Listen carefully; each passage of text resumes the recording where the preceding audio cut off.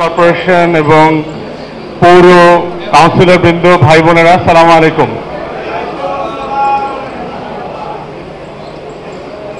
আপনাদেরকে অত্যন্ত এই গরমের ভিতরে ধৈর্য ধরে প্রোগ্রামে এতক্ষণ বসে থাকার জন্য শুরুতেই ধন্যবাদ জানাচ্ছি। প্রথম কথা হচ্ছে যে আমার ক্ষমতা আসলে কতটুক সেটা আসলে আপনাদেরকে পরিষ্কার থাকতে হবে। আমি কিন্তু বাংলাদেশ সরকারের কোনো প্রতিনিধি না, আমি সরকারি দলেরও কোনো নেতা না। অতএব আমি মানুষের জন্য কথা বলি, যে কোনো জনদাবি নিয়ে, নাগরিক ভোগান্তি নিয়ে কথা বলি। এটা হচ্ছে যে আমার একটা দায় দরদের জায়গা আছে। আমি যেটাকে ন্যায্য মনে করি যে বাংলাদেশ রাষ্ট্রের সাথে তার নাগরিকের অধিকারের যে গ্যাপ তৈরি হচ্ছে, দূরত্ব তৈরি হচ্ছে, সেগুলো নিয়ে আওয়াজ তোলা, কথা বলাটা হচ্ছে আমার নাগরিক দায়িত্ব। রাজনৈতিক কর্মী এবং নাগরিক হিসাবে এটা আমি বলে যাব।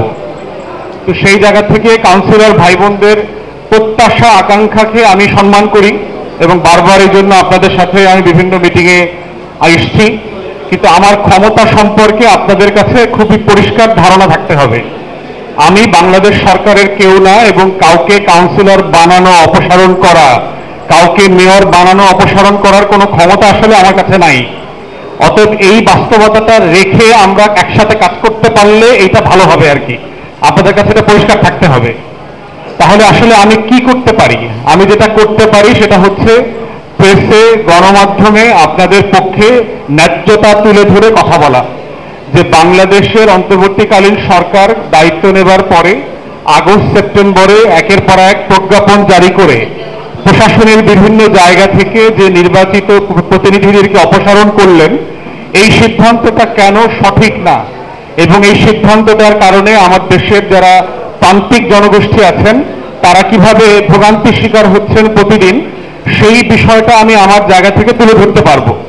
ঠিক একইভাবে সরকারের বিভিন্ন দায়িত্বশীল মহলে আমাদের যাদের সাথে যোগাযোগ আছে তাদের কাছে আপনাদের দাবিগুলো পৌঁছে দেওয়া, আপনাদের দাবির পক্ষে ন্যায্যতা তৈরি করা, আপনাদের পক্ষে নতুন তর্ক, আলাপ, যুক্তি তুলে ধরে তাদেরকে বোঝানোর চেষ্টা করা। এবং সেটা আমরা গত আগস্ট সেপ্টেম্বর থেকেই আপনাদের মিটিংয়ে আসার আগে থেকেই আমি করে যাচ্ছি।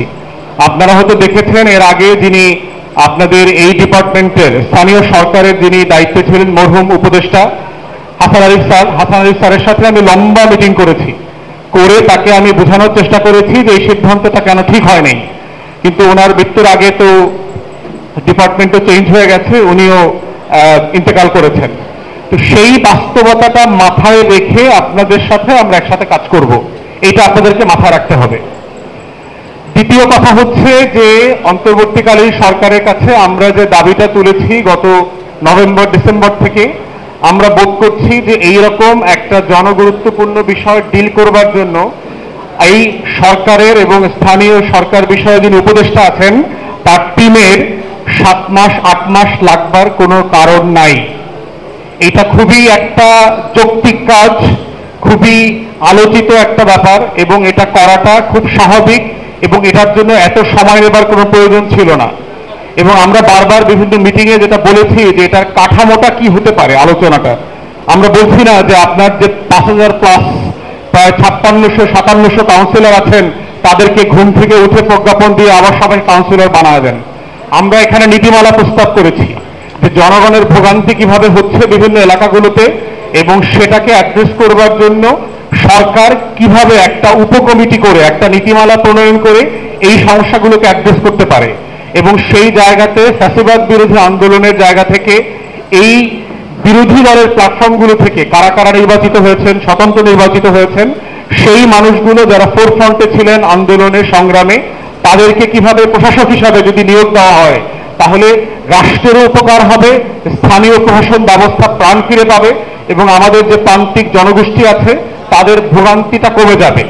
তো সেই জায়গাতে আমরা দেখতে পাচ্ছি যে আমাদের স্থানীয় সরকার মন্ত্রণালয়ে সিরিয়াসলি ফেল করেছেন এবং এটা খুবই দুঃখজনক যে এত গুরুত্বপূর্ণ একটা কাজের সিদ্ধান্ত নিতে তারা 7-8 মাস নষ্ট করেছেন এবং এখন পর্যন্ত আমরা জানি না যে আসলে ওনারা কি করছেন। হুট করে আমরা দেখতে পাচ্ছি মামলা করে একজন মেয়র হয়ে যাচ্ছেন, হুট করে আমরা দেখতে পেলাম ঢাকা মহানগরী উত্তরে একজনকে আপনারা প্রশাসক দিয়েছেন, কোনো আপত্তি নাই, ভালো কাজ করেছেন, ভালো লোক দিয়েছেন, কিন্তু কিসের ভিত্তিতে দিলেন, কি নীতিমালার উপরে ভিত্তি করে দিলেন?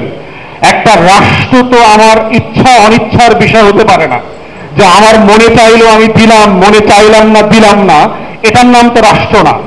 রাষ্ট্রকে যখন কোনো কাজ করতে হবে তাকে একটা বিধিমালা তৈরি করতে হবে, একটা রুলস অফ বিজনেস তৈরি করতে হবে, যে আমি কিসের ভিত্তিতে টোটাল স্থানীয় নির্বাচিত প্রতিনিধি সকল যারা ছিলেন আওয়ামী আমলে, এদের সবাইকে বাদ দিলাম, আবার কিসের ভিত্তিতে কাউকে কাউকে কোর্টের উপরে বন্দুক রেখে আবার পুনর্বহাল করছি, আবার যারা ন্যায্যতার ভিত্তিতে পেতে পারেন তাদেরকে আবার দিচ্ছি না।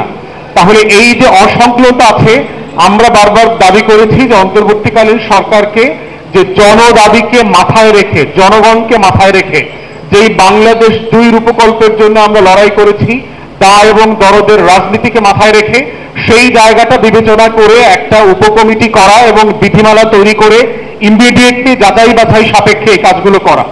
মাঝখানে মনে হচ্ছিল যে কাজটা অনেক দূরে এগোচ্ছে, হুট করে মনে হচ্ছে আবার 2 মাস 3 মাস ধরে কাজটা পড়ে গেছে। তো এই জায়গাতে মনে হচ্ছে যে সরকার প্রচন্ড দোদুল্যমান অবস্থায় আছে। রাষ্ট্র চালাইতে হইলে উপদেষ্টা মণ্ডলীকে টাফ হইতে হবে, এটা মাথায় রাখবেন। রাষ্ট্র কিন্তু মামু বাড়ির আম বানানি খাওয়ার মতো কোনো অবস্থা না। রাষ্ট্র হচ্ছে টাফ হওয়ার বিষয়, যেটাকে আপনি ন্যায্য মনে করবেন, সেটার জন্য কনসালটেশন করবেন, রাইট প্রসেস ফলো করবেন, and then you take that tough decision. বারবার পিছু হটা এটা খুবই রং মেসেজ দিচ্ছে অন্তর্বর্তীকালীন সরকারের ব্যাপারে।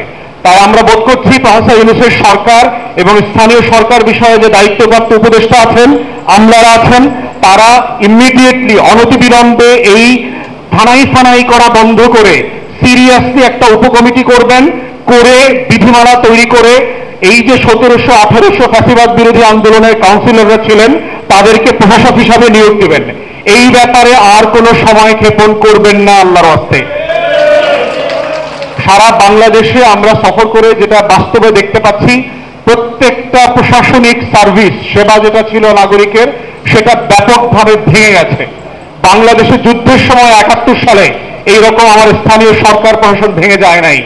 অতএব যেই সরকার প্রতিজ্ঞা দিয়ে এসছে সে দায় এবং দরদের রাজনীতি করবে, সে গণ অভ্যুত্থানের রিফ্লেকশন দিয়ে রাজনীতি করবে, সে আগামী দিনের বাংলাদেশ 2 করবে, শত শত শহীদের রক্তের যে দেয়াল লিখনগুলো ছিল সেগুলোকে রিফ্লেক্ট করবে তার পলিসির মধ্য দিয়ে, তার কাজের মধ্য দিয়ে।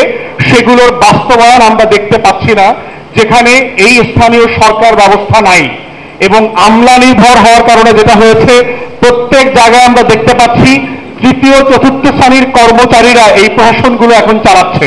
তারা ফাইল করে করে নিয়ে রিক্সায় করে, গাড়িতে করে স্যারের বাসায় যায়, স্যারের অফিসে যায়, সিম্পলি সিগনেচার করে নিয়ে আসতেছে। এই আমলাদের পক্ষে সিম্পলি এইরকম 2টা 3টা এক্সট্রা দায়িত্ব পালন করা কোনোভাবে সম্ভব না। এটা খুবই একটা অবাস্তব একটা বাস্তবতা। এবং দ্বিতীয়ত হচ্ছে, এই সরকারি আমলারা জনবিচ্ছিন্ন জনগোষ্ঠী, কার জন্য কোনটা প্রযোজ্য এবং প্রযোজ্য না সেইটা যাচাই বাছাই করবার সক্ষমতা তাদের নাই। তৃতীয়ত যেটা দেখতে পাচ্ছি, পুরাতন আমলের কর্মচারীরা মিলে আওয়ামী দেশদারীদেরকে সামনে রেখে ঠিকাদারি ব্যবসা, লুটপাটের ব্যবসা কিন্তু চলমান রেখেছে। যেহেতু নির্বাচিত কাউন্সিলররা নাই, তারা বলতে পারছে না, প্রতিবাদ করতে পারছে না এবং জানে না যে কে আসলে ভালো মানুষ আর কে